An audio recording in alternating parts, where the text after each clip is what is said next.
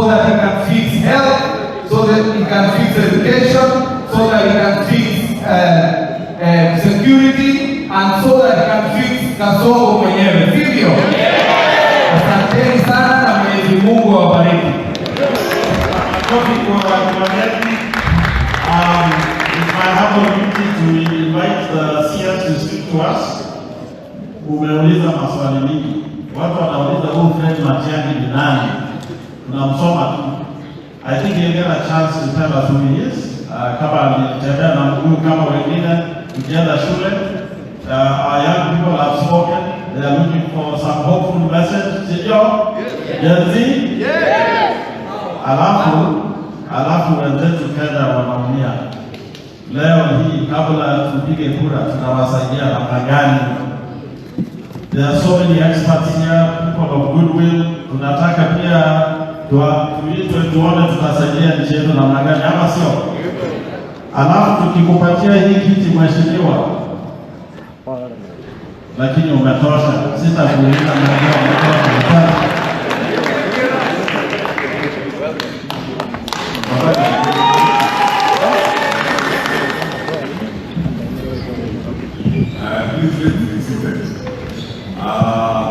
I am going to have to learn to get used to standing for you or calling you other things.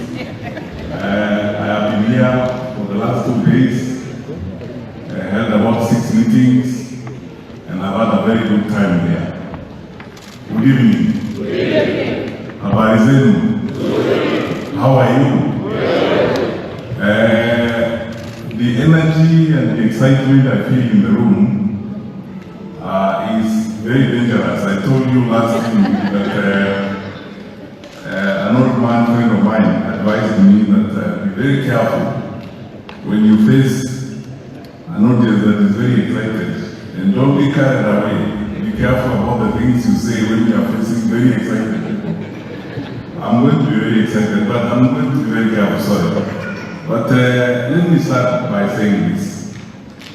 My dear brothers and sisters, all of you wonderful people who have come here, left your work, left your schedules to be here and listen. I want you to know sincerely from the bottom of my heart, I'm very deeply humbled and I'm very grateful. Thank you so much. Our religious leaders who are here, Imam Sadiq, Pastor Spora, Pastor Okioma, and all of you members of the clergy who are here, including those who prayed for us, I want to thank you very sincerely for your time. And all of you leaders from across this country, especially the leaders, the various organizing committees, I thank you very sincerely from the bottom of my heart. The people of Minnesota, let me say this. First of all, Mr. John McCoy, you asked me to evaluate you. I give you a straight Matiang'i.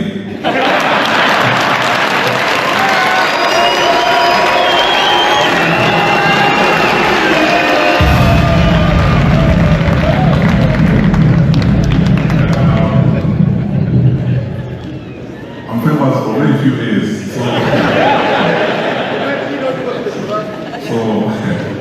he says I made it not to do it. So thank you so much. I mean, you've done a spectacular job putting all of us here, and the way you've organized is true. Yes, I've been in meetings for the last 24 hours, but I don't feel it because of the energy, the love, the commitment. So I want to thank you, all of you leaders from Minnesota who are here, for the wonderful work you have done. This place is very interesting. I said last night those who were there, and then in Pastor, I keep, I met a lot of my friends here, both boys and girls. My boyfriends and my girlfriends, and as I said last night, Pastor, don't take me to the church board. They are girls who are my friends. Not, English has a problem. Okay? if this was Kiswahili, or if this was mother tongue, I would be able to tell the distinction. But you know, within Kiswahili, I will tell you about Mutembei and those others. But now English is weak, so so the girls who are your friends are your girlfriends, or they were your girlfriends, the classmates.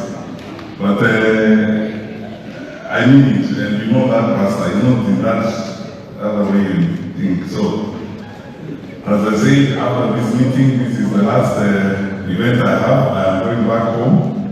I have no intentions of going to sleep in the doghouse or in the stew. Then my wife decides that I need to explain exactly what I meant by girlfriends. Pastor, if I need a recommendation, give me. Anyway, thank you so much, wonderful people. Thank you for being here. And I want to take very few minutes. First of all, I love this meeting and I love the gatherings we have had here because we have met as Kenyans. My brothers who have traveled across the country, I'm very, very grateful. I introduced Manyora and his dear wife last night, and you know, a number of people who have come along, who have been working with us in trying to put this together and ensuring that we begin a conversation. My friends, Dr. Jalang'o, Omari, and the dear wife from California, and many of you people who've got long stories and our lives have interacted in various ways. So I'll be playing and I'll start with a very simple story. 2 years ago, 3 years now, when we left government, after the elections of 2022, I took up an assignment in the World Bank here in Washington, D.C. The nature of my assignment was such that I could not be allowed under the terms of service to come to town on meetings like this. I kept quiet, looked out for some of my friends and my former classmates like Professor Otiso. So when you see me speaking here as a professor, that's how we were taught. That's how smart our class was.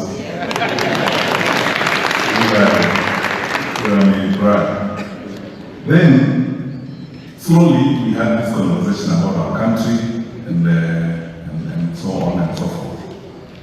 By last year, 2024, when demonstrations began and you guys saw, and the Gen Zs demonstrating, people asking questions. I mean, quite frankly, I began to get these pressure questions from people. Why don't you go to public life? Why don't you come back and contribute? It became very serious. Sometimes, because I've gone home every time I had leave, because I didn't have a problem, I did not run away from my country.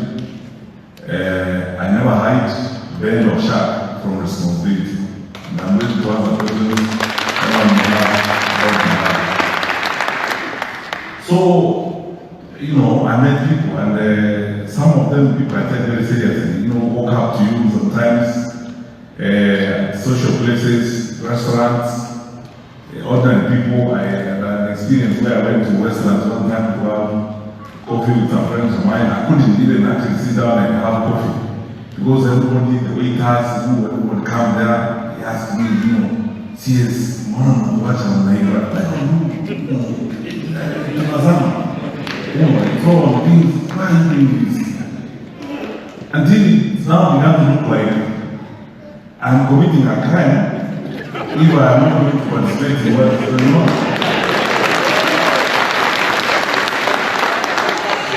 So when some of the faith-based leaders in our country, some of whom I respect a lot, said, and you know, all of you wonderful people relate to this, that when people like Pastor Spora here or Imam Sadiq tell you they want to see you, they usually don't see people just like that. They usually are carrying a very heavy message because they are not ordinary people. You know who they speak for sometimes. So then they tell you, oh, let us have a meeting. I met a number of them. They ask me how, you know, CS, You know, you disappointed us in 2022. We thought you were going to be on the ballot. Didn't go. So now, are you guys going to watch like this as the country goes out? So, here's my first answer, Dr. Ogongo, to your questions. I am in this, and I decided, after speaking to a lot of people and listening to some of you and others, that let me go and make my contribution to my country and take my skill and the years of service that I've had, the knowledge I have of government, and put my colleagues together, work together with them to try and fix some of the challenges we have in the country. So, as I stand here tonight, I bring you greetings from my colleagues whom I'm working with, the Honorable Rigathi Gachagua, who is in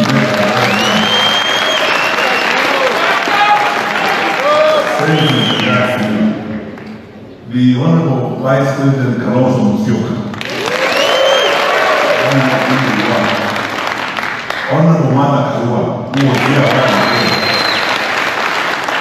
and my brother, my friend, and my colleague in cabinet, the Honorable Eugene Mohammed. We've been having conversations among ourselves and many other people, on so how do we go forward from here and what do we do for our country? And when you ask me, people are saying, who am I and where do I come from? There are people in this room, I have seen people here since I came to Minnesota. I grew up with, people I went to school with. I grew up in the village, walking to school. 5 kilometers in the morning, 5 kilometers for lunch, 5 kilometers back to school after lunch, and 5 kilometers back home in the evening. So that was like 20 kilometers a day. Because that is true. Prof, if you estimate the distance from my home to my primary school is like 5 kilometers. And then I was there in primary school, we were together. I said last night I'm one of those people that don't need to go to court together in order to prove that I went to school. Because I'm not like some people in Kenya who claim, because when I was Minister for Education, I used to tell people, the easiest way to destroy a country is to begin with this rubbish about people who have got to go to look for God or that to prove that they went to school. Because if you went to school, how did you go to a school where you don't have a classmate, you don't have a teacher?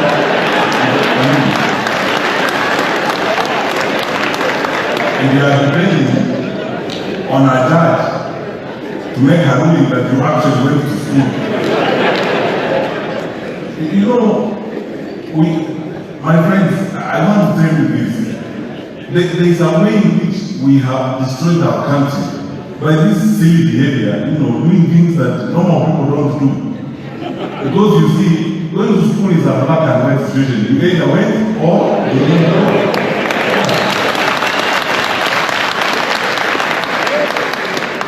And I used to tell people, I am not the one who wrote the law.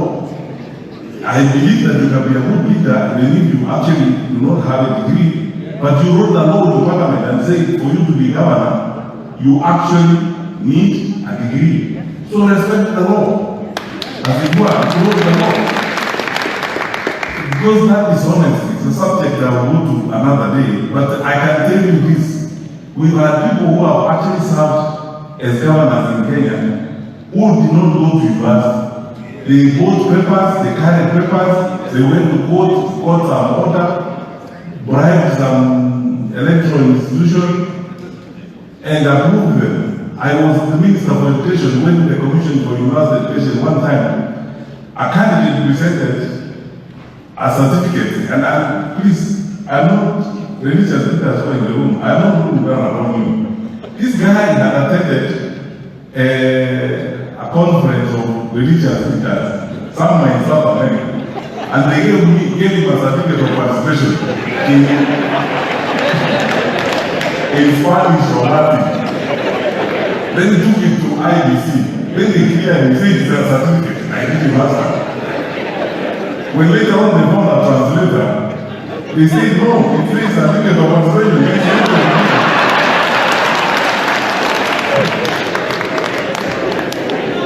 You know, that's why I'm telling you, one candidate for position of governor presented a PhD certificate that she couldn't even defend. When someone asked her, what was your thesis on? She said, what is a thesis? How would you have, I know we are innovators in Kenya, but some innovation is it's a joke. So, my brothers and sisters, so, Dr. Bogo, that's the story of my life.